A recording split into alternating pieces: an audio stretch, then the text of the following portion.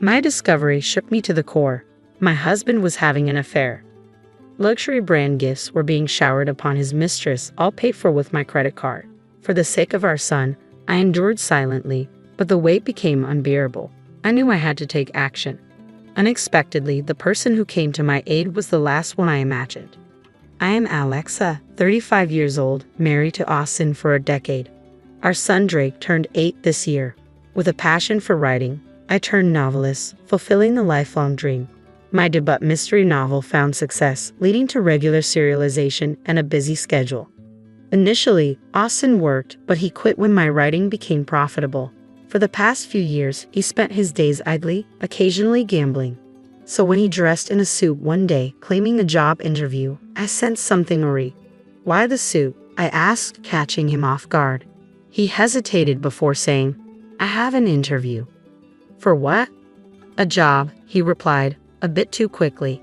Wishing him luck, I let him go, believing in his intention to change for our family's future.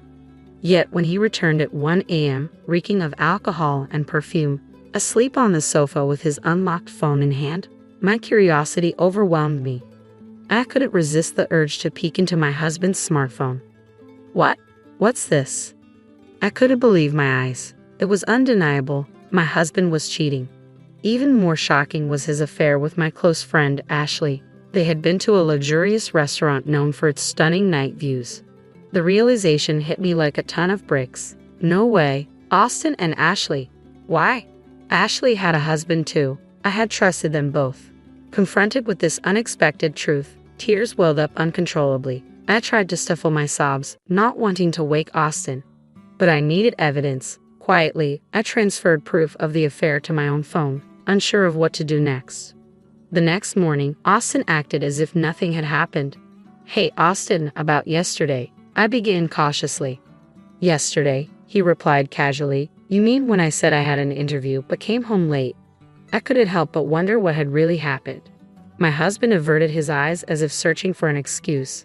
"Well, actually I ran into a friend after the interview, so we ended up grabbing a drink." "A friend? Who?" "Someone you don't know. I don't have to explain everything, do I?" "Yeah, you're right." As expected, my husband concealed his meeting with Ashley. His demeanor made it clear he was having an affair. 1 month after discovering his infidelity, I remained uncertain of my next steps. I hadn't confronted him yet. I couldn't bring myself to. If I did, I knew it would spell the end of our marriage. If it were just me, I would have presented the evidence and filed for divorce immediately. But I couldn't bear to take Drake's father away from him. He was only 8 years old. During my confinement to our room, working away, Austin began going out more frequently. Yet this gave me a chance. I resolved to gather evidence of his affair while he was out. Searching through his belongings, I found several unfamiliar receipts. Apparently, he had purchased luxury items for women. But of course, those items were nowhere to be found in our room. I hadn't received those gifts from him either. There was only one explanation. Austin was giving Ashley those branded items. But where was he getting the money for that? He had been unemployed for some time, relying solely on the allowance I gave him each month. He shouldn't have had any savings left. Curiosity got the better of me, and I decided to confront my husband. In the meantime, I called my brother over and asked him to look after my son. Of course, my brother was unaware of Austin's affair, so I fabricated a reason. "Sorry for calling you over so suddenly." "No problem, but what's going on? You said you need me to look after Drake." "Well, actually, there's something I really need to shop for alone." "Shopping? You're not usually so materialistic. You usually shop online." "I know, but today I need to buy something that's only available in store. Can you watch Drake for me?" "Sure, but don't be too late. Drake will miss you." "Thanks, I'll be quick." With my brother's help, I managed to tail Austin. Soon enough, I caught him walking arm in arm with my best friend, Ashley. Witnessing it firsthand was a shock despite my suspicions. They entered a luxury brand store together, and then I saw something unbelievable. "No way, are you kidding me? That's my credit card." Indeed, the card my husband was using to pay for their shopping spree belonged to me, a secondary card I often used. Normally, I kept my main credit card in my wallet, but the secondary card had been left in my drawer. Without my permission, my husband had taken it to pay for Ashley's gifts. Over the past few months, I had made significant purchases for work, monitors, keyboards, even furniture, using that card. The accumulated expenses were substantial. Both cards shared the same bank account, and with my hectic schedule, I hadn't checked the card details recently. It had come back to haunt me. I couldn't believe it. Not only was he cheating, but he was also using my money without my knowledge. My love for him evaporated instantly. I blamed myself for not paying closer attention, but even so, forgiveness was out of the question. I gathered ample evidence, snapping countless photos of them together, before returning home in a daze. For the next few days, I obsessed over ways to retaliate against my husband. Whenever he was out, I meticulously combed through his PC. His smartphone and PC were since making it easy to scrutinize his exchanges with Ashley. Eventually, I discovered they were planning a trip during the upcoming holidays, a 4-day getaway. This is my chance, I thought grimly. I decided to exact my revenge during the same time as my husband's affair trip. However, there was one major obstacle: our son. Completing my revenge plan without Drake finding out about his father's affair would be challenging. So once again, I turned to my brother for help. I hate to ask, but could you look after Drake during the upcoming holidays? The holidays? You mean all 4 days? Yes, I have something important to take care of. Something important, huh? My brother replied with a knowing tone. His words made me uneasy. Alexa, stop trying to handle everything on your own. What do you mean? Austin's cheating, isn't he? How did you? I heard it from Drake. What? Drake? My young son had somehow sensed his father's affair, despite his tender age. He might not have fully understood the situation, but he knew his father's closeness to someone other than me was hurting me deeply.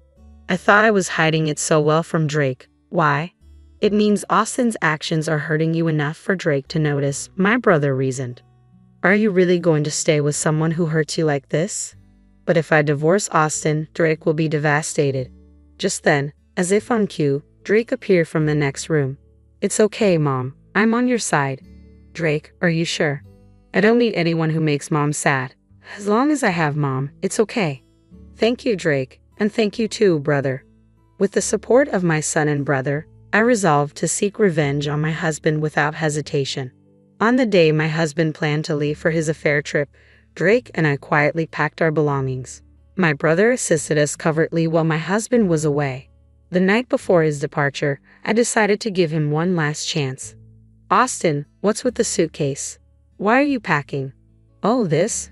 I'm going on a trip with some friends starting tomorrow. A trip? You never mentioned that.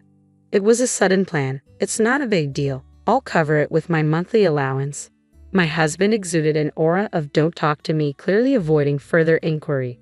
But I was undeterred. In a tone rarely used, I confronted him softly yet firmly. Hey, are you sure it's just with your friends? He visibly panicked, his shoulders tensing. Still, he clung desperately to his lie. Of course, you've been quite persistent, haven't you? All right. I understand. Enjoy your trip with your friends. I was going to enjoy it even if you didn't tell me to. Just don't get too carried away, all right? With that, I left my husband's room. Honestly, if he had just told me the truth, I might have considered an amicable separation, seeking alimony and child support. Despite his betrayal, he was someone I once loved deeply. His support had sustained me during times when my novels didn't sell. I didn't want to harbor true hatred or resentment towards him, but given what had transpired, I couldn't afford to be lenient anymore. For the sake of my son and my own future, I had to bring an end to our relationship. There was no reason for me to hold back now, not after discovering his persistent lies. The next morning, my husband had already left for his trip. I opened the drawer and confirmed that he had taken my credit card as expected. Immediately, I contacted the bank, reported the card as lost, and requested it be deactivated. My son woke up and I greeted him with a cheerful good morning. Mom, it's today, right? Ha! The move. We're going to our new house today, right? Looking at my son's bright smile, any lingering anxiety inside me vanished. Oh, Drake, you're right. I've already stopped the credit card, so let's move to our new home. Yeah, I can't wait for our new place. With my brother's help, our move went smoothly. Our belongings, along with my son's, were settled in our new home, while my husband's things were sent elsewhere the next day. As I relaxed in our new home with my son and brother, my husband called. Hello. Oh, Alexa. What is it? Well, actually, this trip is costing more than I expected. Could you possibly transfer me some money? He was probably struggling to pay for things on his trip because I had frozen the credit card. His indirect request for money disgusted me. Didn't you say you were going within your own budget? Sorry, but I don't have any money to lend you. Oh, don't be like that. If you don't help me, I'll be the only one not enjoying the trip. You mean both of you, right? To that, my husband seemed dumbfounded. Ha! After all, you're on a trip. You want to show Ashley only the good parts, right? But sorry, the card you took is no longer valid. You'll have to manage on your own. What are you talking about, Alexa? In the card. Pretending not to know is pointless. You're panicking too much. Because you're saying nonsensical things. I don't know anything about a card. Enough. I already know you've been cheating on me with my best friend, Ashley. What? Did you really think I had no idea? Are you that dense? It's obvious. No, this isn't what you think. I'm not cheating.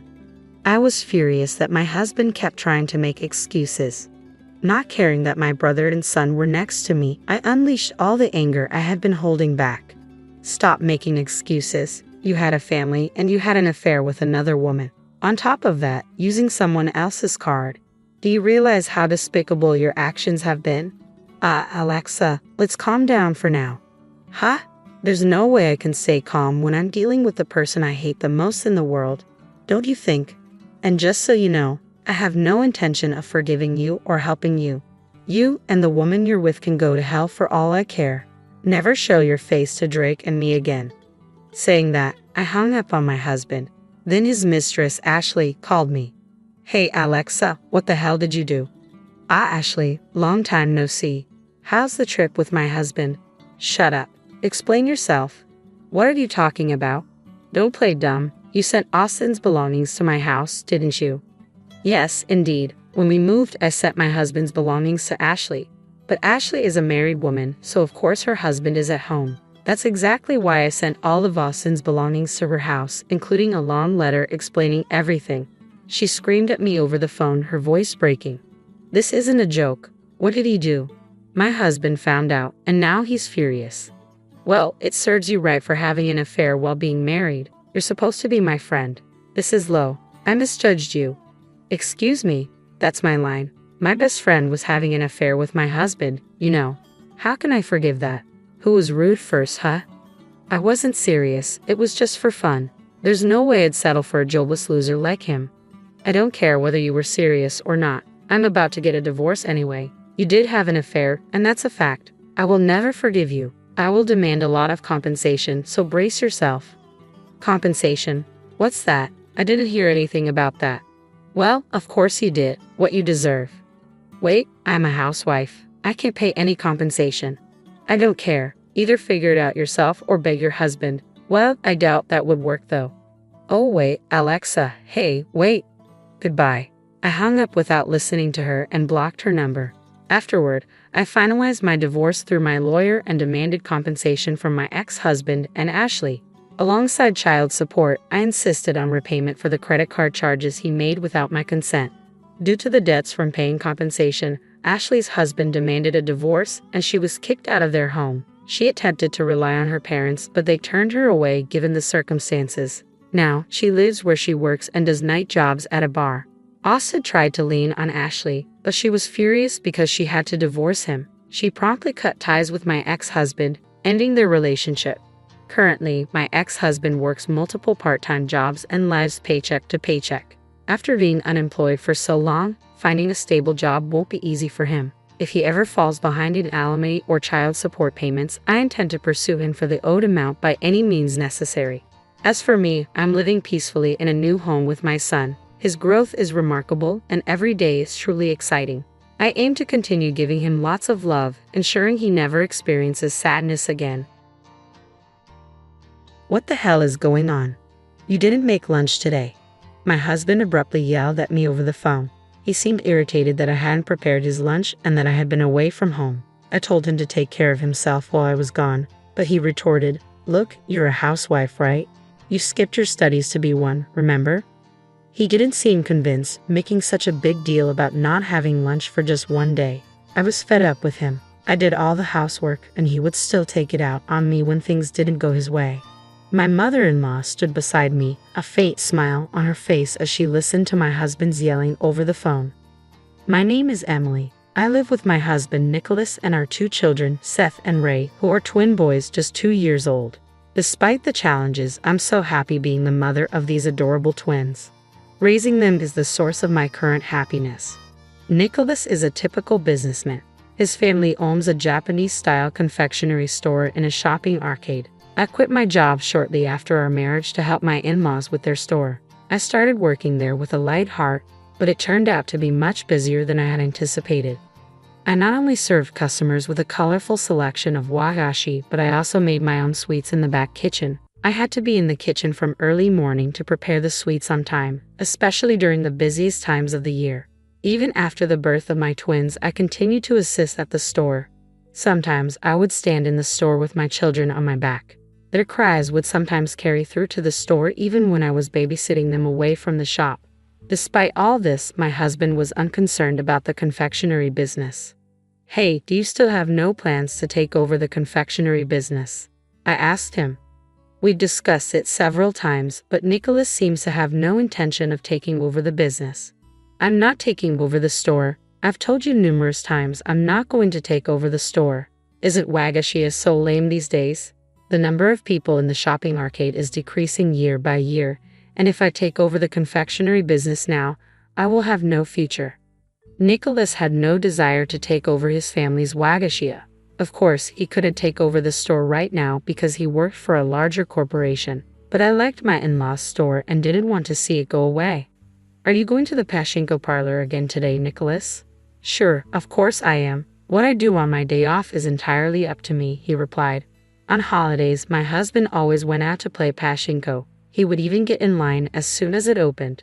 Despite this, he ignored the housework. I did all the cooking, cleaning, and laundry, as well as the rest of the housework. Moreover, the most important aspect of child rearing was completely left to me. My husband spent his time at his own pace while I was busy with housework, childcare, and the confectionery shop. My in-laws are getting older, and my workload at the confectionery shop is increasing. Fortunately, they were extremely understanding of my situation. "Emily, you help us with the store, and we are very grateful. Thank you so much for everything," my mother-in-law would always say. She is a lovely lady who doesn't fit the typical mother-in-law stereotype. Her gentle and kind smile always warmed my heart. "I really need Nicholas's assistance. He no longer appears to be interested in the confectionery," she explained sadly. My mother-in-law always looked crestfallen whenever we talked about my husband. I suppose she really wants him to take over the company, but her husband refused to agree. "Well, we're lucky to have such a wonderful wife, Emily. We should stop being greedy." My mother-in-law would lavish praise on me. She valued my assistance at the store while I raised my children. When I was at the shop, she and my father-in-law would babysit the kids, which was a big help. My mother-in-law had become my go-to person, someone I could talk to about anything. Of course, she listened to my complaints about my husband. Ironically, the more distant I felt from him, the stronger my bond with my mother-in-law grew. The presence of my in-laws was very reassuring to me. Right now, life felt like a blur. Raising 2 children meant that each day flew by with no time to think about anything else. As the end of the year approached, the confectionery became busier. It coincided with the end-of-year gift-giving season, and we were in transition. After consulting with my in-laws, I decided to stay at home this year and focus on wagashi preparation. I informed my husband, "What? You're taking the kids and staying at my parents' house?" My husband was clearly upset. I explained that I would only be staying for one night to help out on a busy day. "And what about the housework?" he asked, as expected. For my husband, who does no housework at all, this was a serious problem. If I don't do housework for even one day, he gets upset, even during the busy season for the confectionery. "This time, I'll only be away for one night. Can't you be cooperative during that time? It's just a single day, so everything should be fine, right? If you get hungry, you can prepare some meals. There will be no laundry to do if it's only for one day," I told him, assuring him there was nothing to be concerned about. But he continued to complain. "You know what, you're still a housewife, aren't you? I'm telling you again, I'm the family's breadwinner. Who do you think is in charge of feeding our 2 children? My husband began to grumble, and I didn't want to talk to him any longer. Taking action without his permission, I didn't say anything else and took the kids to my in-laws' house without my husband's permission. When I arrived, a lot of work was waiting for me. It was the end of the year and business was brisk at the Wagashia. Orders for year-end gifts were pouring in faster than usual, and my decision to stay and assist was justified. The creation of gift items began with assembling empty boxes, a surprisingly difficult job, especially at the end of the year when hundreds of boxes had to be made for year-end gifts. My in-laws and I divided up the box-making duties. After the first day at my in-laws' house, I was exhausted, but the next day I had to work hard from early in the morning to make wagashi. To prepare for the busy day ahead, I decided to go to bed early. By the time dawn arrived, I had already started working. While the kids were still sleeping, my in-laws and I stayed in the kitchen quietly working on the wagashi. The sun had risen before I knew it, and the fresh morning air signaled a new day. We decided to take a break and eat breakfast. The kids were already awake and ready for their meal. I hurriedly prepared breakfast and served it at the table. They came running up to me, smiling. My in-laws, the children, and I all sat around the table. Just then, my phone rang. It was my husband. "What the heck is going on? You didn't make lunch today," he yelled as soon as I picked up. He seemed irritated that there was no lunchbox, which he expected to be available at all times. A shocking proposal. I told him to make his own lunch while I was gone. Had he forgotten? "What do you mean, avoiding housework?" he demanded, clearly unconvinced. When I suggested he prepare the food himself, he accused me of laziness. What a prick, making such a big deal about not having lunch for one day. He leaves everything up to me, and when things don't go his way, he transforms into this. I was shocked, and my in-laws appeared to be as well. They could clearly hear my husband yelling over the phone. He rambled on about his complaints before abruptly hanging up. Although breakfast had just been served, the living room of my in-laws' house fell silent. My husband lost his cool in such an unreasonable way. Just as expected, the kids seemed to sense the tension and refused to eat their breakfast. My mother-in-law cheerfully said, "Itadakamasu," urging my sons to eat as well, trying to lighten the mood. Then she turned to me and said, "Why don't you divorce my son, Emily?" I froze, my hand hovering over my tea. I never expected my mother-in-law to say something like that. My father-in-law quietly ate his breakfast, an indescribable expression on his face. A turning point. I believe I was a little out of line, but now that you've been told something like that, I hope you've come to your senses, my mother-in-law said, smiling at me. It seems that when someone is truly disgusted, there's nothing left to do but laugh. I feel terrible for you as a mother. You are no longer required to be merciful to my son. Allow your emotions to guide you, she continued. My mother-in-law had probably figured out how I felt about Nicholas by now. She was always supportive and encouraging, and now I knew she was on my side. My father-in-law never spoke much, but he nodded in agreement with his wife's words. Their presence was reassuring, and it was that day that I returned home with a decision made. Later in the evening, my husband came home with a tense expression, clearly still upset about the lunch. I asked him to take a seat because I needed to speak with him. "What do you want to talk about?" he asked, cocking an eyebrow and looking at me. "Sit down," I repeated, ignoring his mood. When he sat down, I held out the divorce papers.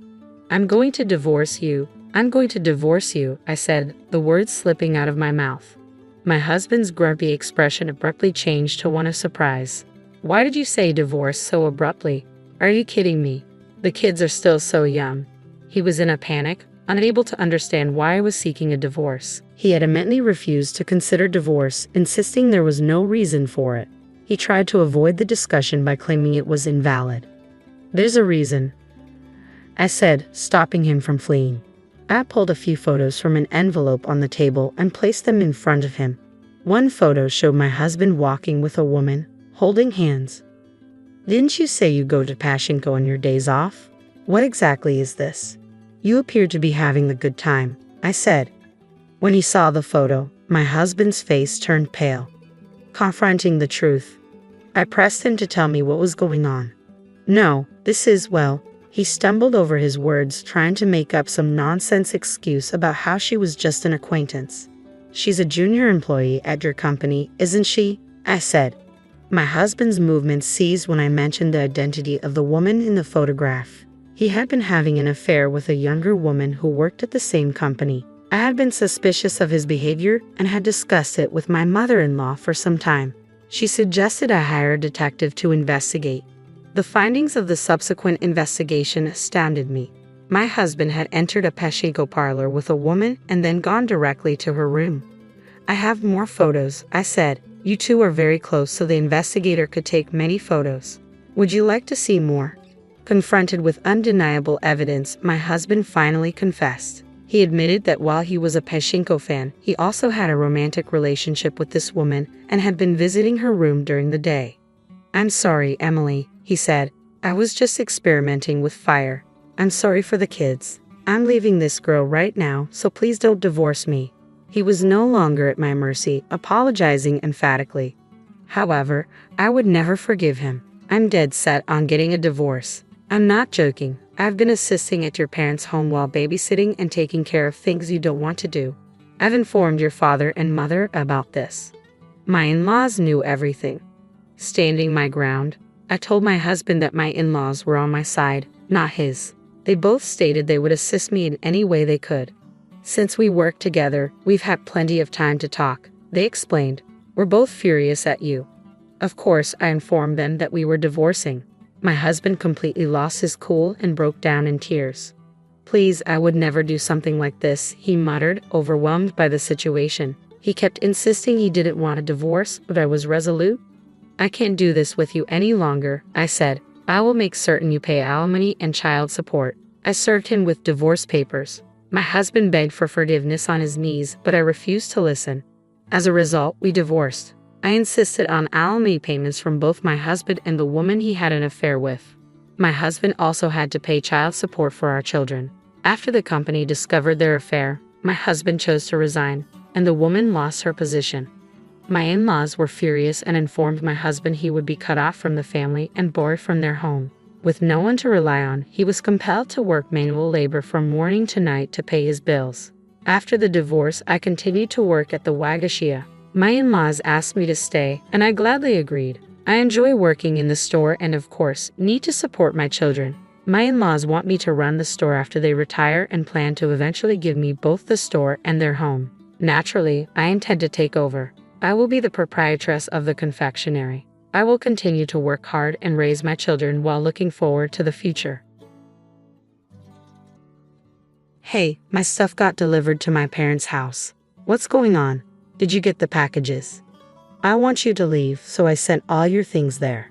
Why are you saying this all of a sudden? I have a girlfriend. I've decided to leave you and marry her. What? Isn't that cheating? She's younger than you and doesn't nag. She's exactly my type. She's a complete upgrade from you. You don't stand a chance. Do you understand that what you're doing is cheating? Also, I'm about to have a baby any day now. I get it. You want me to take responsibility, right? I'll pay for the affair and child support. Is $220,000 or $40,000 enough for the affair and $1,000 a month for child support? While I was at my parents' house to give birth, my husband sent my stuff there. He didn't even try to hide his affair. For my high-income, elite husband, paying for the affair and child support isn't a big deal as long as he can marry his girlfriend.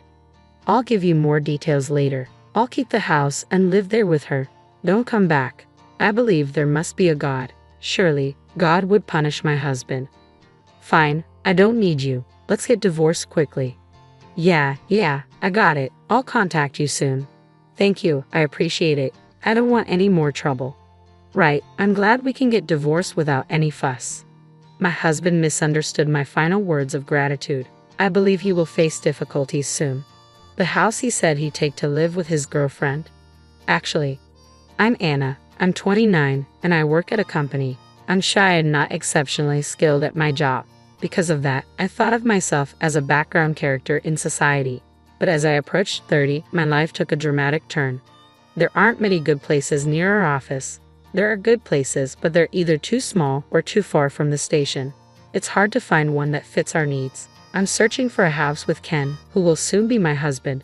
We pore over materials from real estate agents and online listings, struggling to find the right place. Even though it's a hassle, I secretly enjoy looking for a house while snuggled up next to Ken. I always try hard to look seriously worried instead of letting my happiness show on my face. I'm at the peak of happiness. I'll give you more details later. I'll keep the house and live there with her.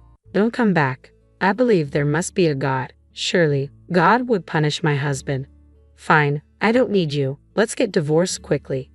Yeah, I got it. I'll contact you soon. Thank you, I appreciate it. I don't want any more trouble. Right? I'm glad we can get divorced without any fuss. My husband misunderstood my final words of gratitude. I believe he will face difficulties soon. The house he said he'd take to live with his girlfriend?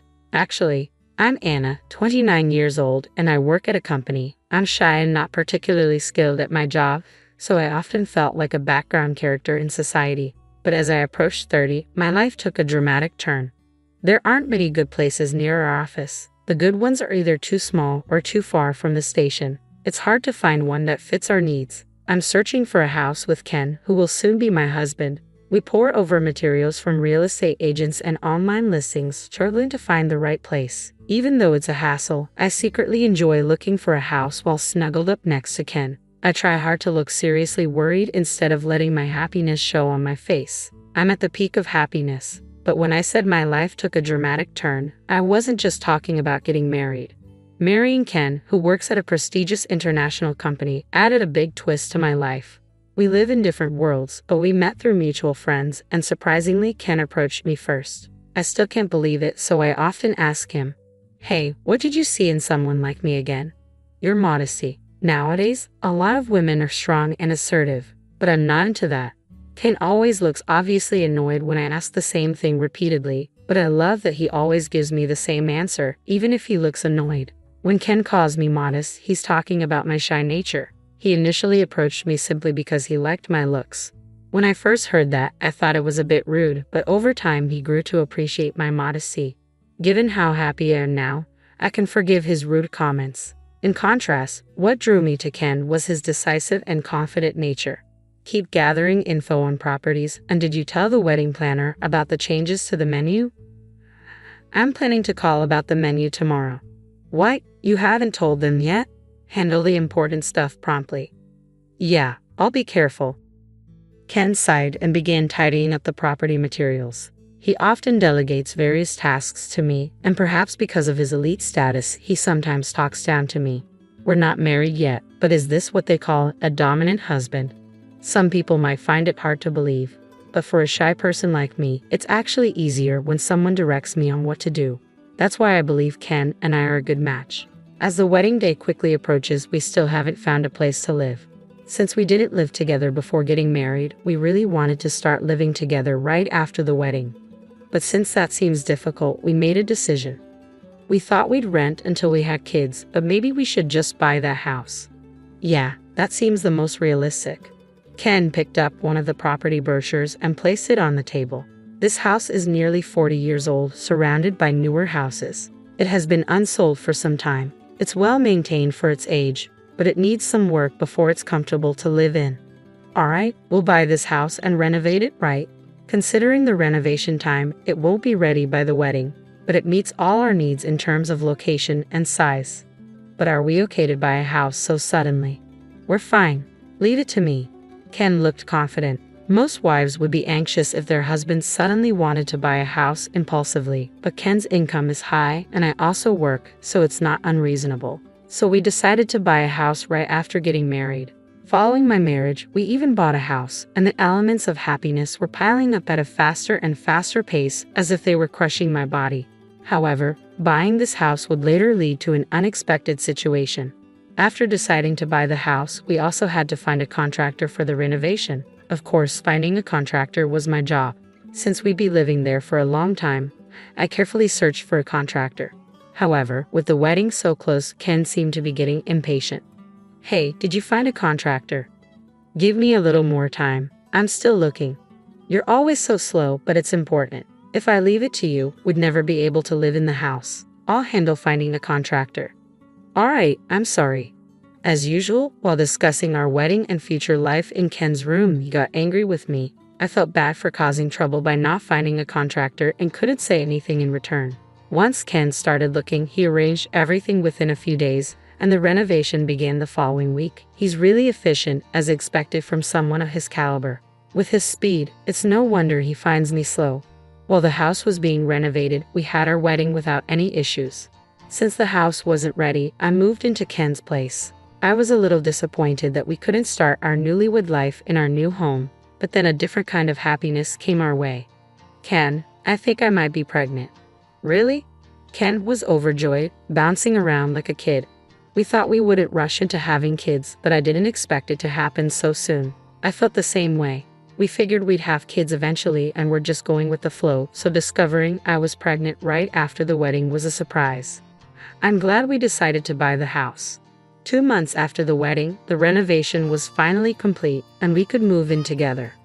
It was so run down, but now it looks amazing, right? With a baby on the way, it was a good purchase. I hurried around our still sparsely furnished home, excited about starting our married life for real. But 3 months after moving into our house, Ken and I ended up living apart. Hey, did you check on that creaky floor in the hallway? No, not yet. I'll call a contractor tomorrow. But aren't you 8 months pregnant now? Use your vacation days and go to your parents' house early. What? I told you I'm planning to take maternity leave 6 weeks before. It'll be tough to move around in another month. Go now while you can. Okay, got it. When Ken suggested I go back to my parents' house early, it made me slow down, lingering over my dinner. We had already discussed and decided on having the baby at my parents' house, and the handover of my work for maternity leave was progressing smoothly, so taking leave a bit early wasn't a problem. But I wanted to spend as much time as possible with Ken at home. I thought Ken felt the same, so it was a bit of a shock when he told me to leave early. Still, I decided to follow his advice. The next week, I went back to my parents' house to prepare for the birth. Well, take care of the house. Yeah, don't worry about it. By the way, about the kitchen wall. Don't worry. I told you I lived alone for a long time. I can handle the housework. No, I mean the window frame too. All right, I'll take care of everything. Ken seemed to think I was being too persistent, so he gently pushed me out the front door. As I turned back, Ken was waving with a smile. I trusted that Ken would handle things well and decided to leave the house in his care. Mom, Dad, I'm home. Welcome back. It must have been tough, right? Not really. I'm okay. When I arrived, Mom greeted me at the entrance. Feeling a bit awkward about her concern, I averted my gaze. I didn't want to admit that I had spent $200 on a taxi from the house to here. Oh, you're back. Was it tough? No, not really. In the living room, Dad was there. I averted my gaze again at his words. Needless to say, my parents' house is comfortable. At home, Ken tends to be a bit domineering, and I did most of the housework, but here I just help out a bit. My parents are still in their late 50s, so they both work. Mom works part-time and comes home in the early afternoon, so I'm alone in the morning. I spend that time slowly cleaning and doing laundry for exercise. In the afternoon, Mom takes care of the house, so I have nothing to do. Having nothing to do feels oddly unsettling, so I end up following Mom around looking for ways to help. I want to call Ken and catch up on things, but ever since I came back home, he hasn't contacted me much or visited. Has Ken called you back yet? No, he hasn't returned any of my calls. I really need to talk to him. I wonder if something's wrong. He hasn't visited in a month. I'm worried. He's probably just enjoying his freedom and focusing on work since I'm not there.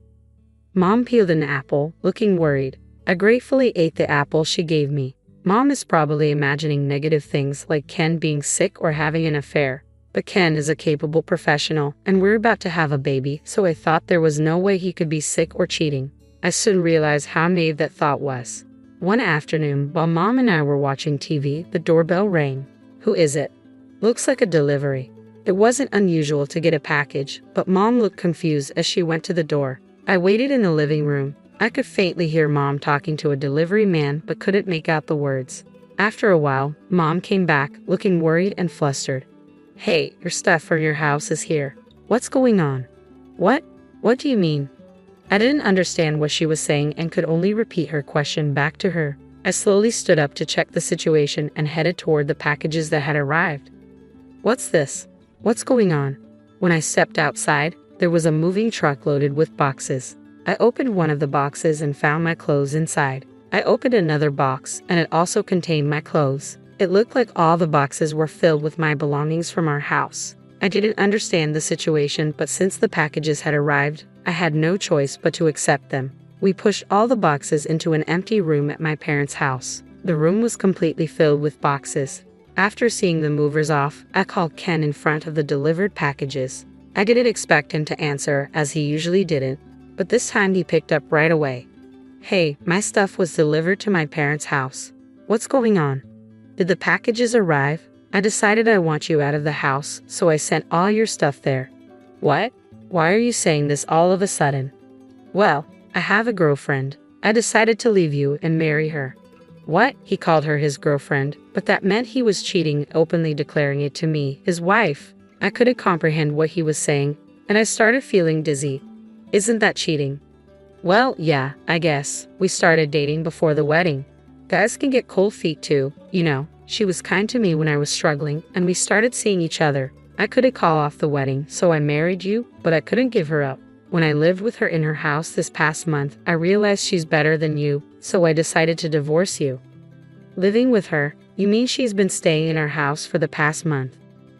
Calling her a mistress is disrespectful. She's my fiancée now. She's a mistress because I'm still here. My vision, which had been spinning, suddenly cleared, and I found myself yelling at Ken. My mom, who was listening to the call, looked extremely worried when she heard the word cheating. Not wanting to upset her any further, I forced myself to calm down. "You told me to go back to my parents' house early so you could live with her, right?" "That's right. She's younger than you, not as slow, and exactly my type. She's a complete upgrade from you. You don't stand a chance. Do you understand that what you're doing is cheating? And I'm about to have a baby any day now. I get it. You want me to take responsibility, right? I'll pay for the affair and child support. Is $20,000 or $40,000 for the affair and $1,000 a month for child support enough?" Even over the phone, I could imagine the smug look on Ken's face. Ken is an elite and high-income earner. Paying for the affair and child support probably didn't seem like much to him if it meant he could marry his girlfriend. In contrast, I'm a nobody. There's no way I could stop Ken from divorcing me for her, so I had no choice but to accept the divorce. As much as I wanted to refuse the alimony and child support out of pride, as a regular employee, I needed the money. It was a bitter pill to swallow. I gripped my phone tightly out of frustration and shame. "That's the deal. The divorce is final, and I'll give you more details later. I'm keeping the house and living there with her, so don't come back." I thought to myself that there must be a God, and surely God would punish Ken. "Fine, I don't want anything to do with you. Let's get divorced quickly." Yeah, I got it. I'll contact you soon. Thanks, that helps. I don't want any more trouble. Right, I'm glad we can get divorced without any fuss. After hanging up, Mom looked at me with concern. I smiled to reassure her. Ken misunderstood my final words of gratitude. I believed that he would face some trouble soon. 3 months later, I gave birth to a healthy baby girl named Maya and was still at my parents' house. She was so adorable that I couldn't bear to be apart from her, even though I needed to start looking for a place before my maternity leave ended.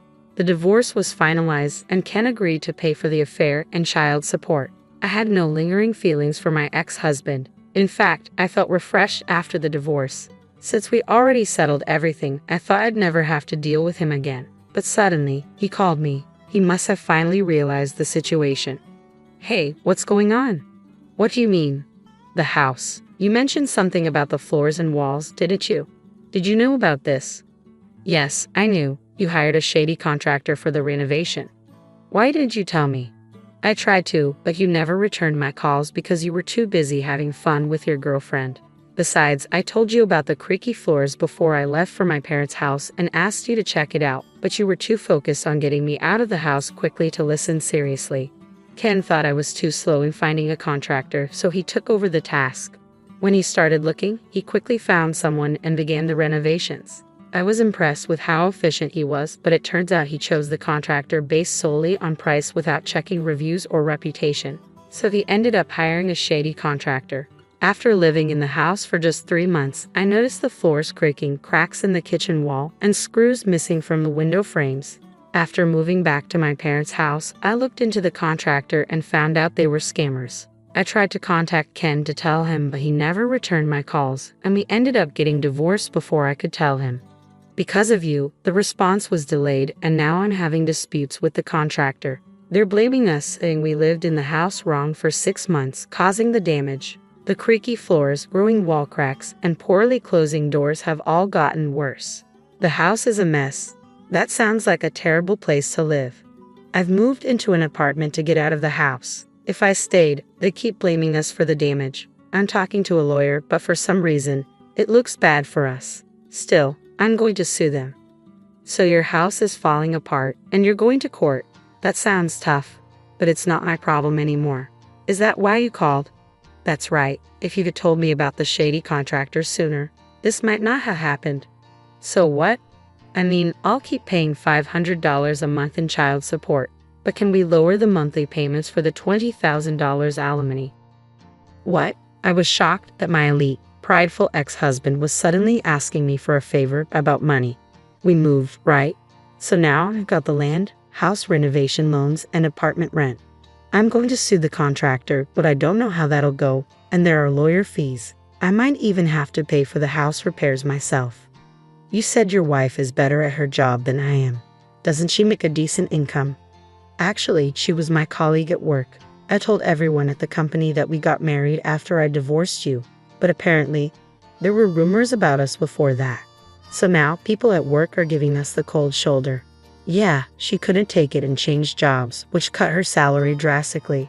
I can't afford to switch jobs too, so I stayed. But money is tight. Ken had hired the shady contractor himself and was now having a huge dispute. His affair had damaged his standing at work. It was a classic case of self-inflicted trouble. Despite his high income, he was just over 30, and all these expenses were tough to manage. But it was his own fault, and it had nothing to do with me. It sounds tough, but you need to keep your promise. Wait a minute. I hung up on Ken. His voice just before the call ended sounded pitiful, not at all like the elite man he once was. Feeling a bit down after hearing his voice, I spent some time watching my daughter sleep. In the end, Ken lost the case about the defective house. The shady contractor managed to avoid any consequences, likely due to their knowledge of loopholes and deceit. It seems that even the elite, as expected, were not able to meet the vices of the corrupt contractor. Ken wanted to repair the house, but there were too many hidden issues and the costs were too high. Naturally, he didn't want to live in a house with so many problems. He ended up selling the house. Since it was full of defects, the building had no value, so he sold just the land after demolishing the house. The land sold, but the loan remained, leaving my ex-husband with debt. With the house issue resolved, he decided to change jobs. He figured the debt was manageable even with a lower income, so he left his uncomfortable workplace. However, his fall from grace didn't stop there. His new wife, who had to deal with the huge house trouble right after they got married, and the fallout of their affair being exposed at work, blamed him for everything. Their relationship deteriorated, and she eventually left him. Now my ex-husband lives alone in an apartment with a lower income from his new job and monthly payments for his debt, alimony, and child support. His once luxurious life as an elite is now a life of frugality. He foolishly pursued an affair, losing his money, house, and family in the process. Love is indeed blind. I plan to start looking for an apartment for my daughter and me soon. When I talked to my company about my child, they agreed to let me work shorter hours, but I don't need to change jobs. I'm grateful for that. Returning to work will be challenging, so I intend to fully enjoy the precious time with my adorable daughter while I can.